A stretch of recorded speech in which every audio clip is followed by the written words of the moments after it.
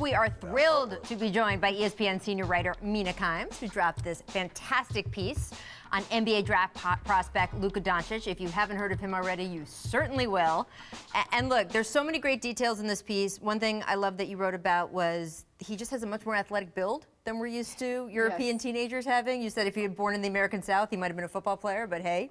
He's a big guy. Not that. And that also that he's quoting Bad and Bougie lyrics too. That was my other favorite thing. But why should NBA fans be excited about him coming into the league? Primarily because he's doing things in Europe that have never been done before. So he's got something like 22 points, 8 rebounds, 7 assists per 36 minutes. That is unprecedented for a kid who's 19 years old. By Kevin Pelton's WARP projection, he is the most talented prospect ever in Europe or the United States. Oh, man, I'm telling you, like, when the number that jumps out to me is the 7 assists, because people don't understand. In Europe, they scored an assist in a very, very strict way. Literally, if I blinked before I shoot, oh, no, that was an assist. He made a basketball move by blinking. So for him to be averaging that many assists per 36 minutes, I mean, that's not something to scoff at. That's pretty impressive. And he's playing against men, Stack, grown right? men. So these are grown men. Stack played against grown men, too, when you came out of high school, right? Yeah. So you've been in this position. Yeah, and it's tough, but me, I just like his confidence. You know, to have that confidence on that level.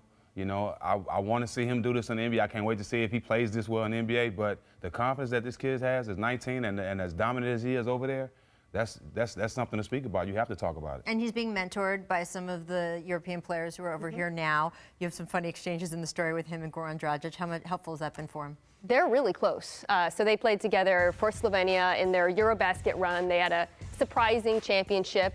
But a lot of the European players in the NBA now know who he is, and they're rooting for him. I spoke with Kristaps, who he had this great moment in their quarterfinal, I think, game against Latvia, where he sort of stared him down. Kristaps said, "I wanted to kill him," but then he praised him. And these guys, you know, they've gone through the stereotypes. Kristaps, we all remember, was booed at the draft. They're rooting for him to change those perceptions and sort of continue on the path that they've cleared for him. And you talked about that, just about how, like, look, obviously when the Europeans first came into the league, there was all of these stereotypes.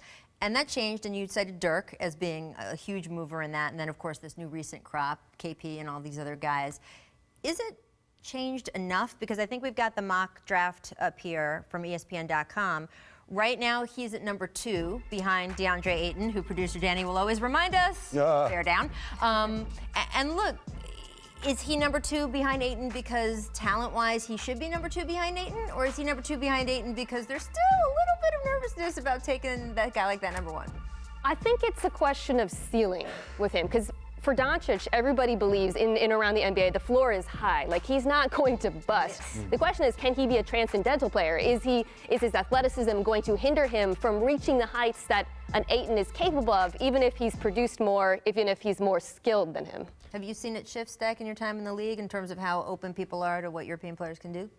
Well, they're definitely getting better. I mean, that's no secret. I mean, it's always a knock to see what they do when they come here. You know, like Dirk, a lot of people said a lot of things about KP too, and KP proved them wrong. Dirk too, the same way. So you have to come here and do it. You can do it there as one thing, and a lot of people like me are high on this kid because of his confidence, but you still have to come here and do it to get your props. We, you know, earlier in the show we were talking about guys who play like they don't care or don't care enough.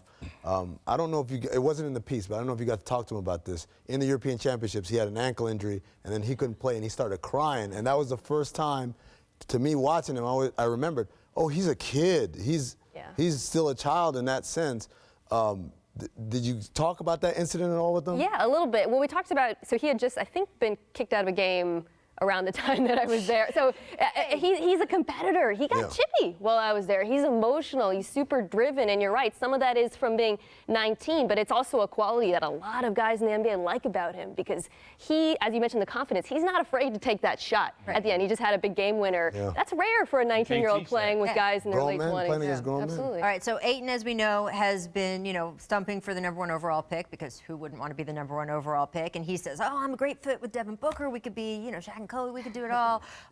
Where do you see, I mean, Doncic fitting best with the teams that we think are likely at the top of the NBA draft? This is hard for me to really pick out, because I'm seeing, it's not just the teams are bad, it's that there's a lot of organizations that are not all have their stuff together. And this is a kid who's played all of his professional life at Real Madrid, which is Super one organized. of them, like the first-class organizations of any sorts. You know, you're rubbing elbows with worldwide celebrities like Ronaldo in there. I can't see him going to somewhere like Sacramento or Phoenix or one of these places because I could see him getting jaded. Like, this is what the NBA is about.